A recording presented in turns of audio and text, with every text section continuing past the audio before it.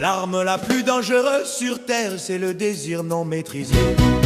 Pas la bombe nucléaire, pas les missiles, pas les armes automatiques. Le désir charnel, lorsqu'il n'est pas discipliné, est une arme silencieuse. Il ne fait pas de bruit, mais il peut détruire une famille, renverser une nation, faire perdre à un homme son nom, son honneur et son héritage. Dans l'histoire, beaucoup d'hommes n'ont jamais eu peur de la mort, mais ils n'ont jamais appris à dominer leur passion. L'arme la plus dangereuse sur terre, c'est le désir non maîtrisé. Dans la Bible, il y a l'histoire de Samson, un homme à qui Dieu avait donné une force extraordinaire. Un seul de ses bras valait plus qu'une armée entière, mais il avait une faiblesse, son désir. Une femme lui arracha son secret, elle lui arracha sa force, elle lui arracha son avenir. Celui qui pouvait briser des villes, terre mis aveugle, humilié, enchaîné, spectacle de moquerie. Car une force sans discipline devient une malédiction.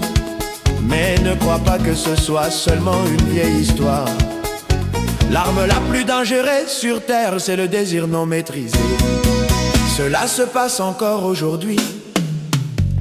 Des hommes issus du peuple sont élevés au pouvoir. On leur donne confiance, on leur donne une voix, on leur donne l'avenir d'une nation. Puis lentement, on change leur environnement, on change leur fréquentation, on change leurs priorités. Et ils oublient leur langue, ils oublient leurs racines, ils oublient la faim qu'ils ont connue, ils oublient ceux qui les ont portés. Pour le plaisir, pour la validation, pour quelques instants d'illusion, certains hommes ont trahi leurs amis pour le désir, détruit leur foyer pour le désir, sacrifié leur appel pour le désir. Pourquoi le désir a-t-il un tel pouvoir? Parce que pour beaucoup d'hommes, ce n'est pas seulement du plaisir, c'est une confirmation d'existence, c'est une preuve de valeur, c'est une quête d'identité.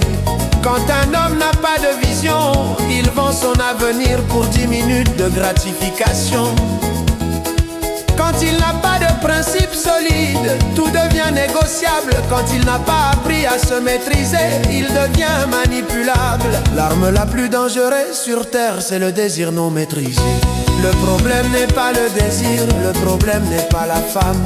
Le problème est un esprit sans discipline, un homme incapable de contrôler ses passions. Peut-être acheté, peut-être dirigé, peut-être utilisé contre son propre peuple.